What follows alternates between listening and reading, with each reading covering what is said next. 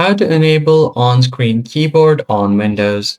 Hey everyone, in this quick and easy tutorial, I'll show you how to enable the on-screen keyboard. So let's say if your keyboard is not working and you want the on-screen keyboard to type something. So there might be some keys on your keyboard that might not be working. For that, you are going to have to go to right-click on the Start option, then open Settings.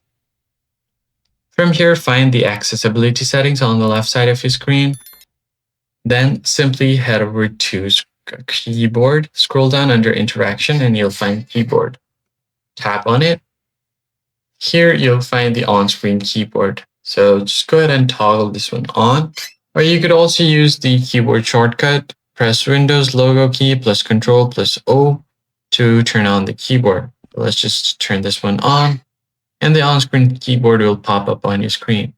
So if there are any keys working here, you could directly search for on-screen keyboard here as well, and then you can click on it to open it up. Now, if I want to type something here, I can use the on-screen keyboard to type whatever I want. So that's how you basically get the on-screen keyboard. I hope this tutorial was helpful. I'll catch you guys on the next one. Thanks for watching.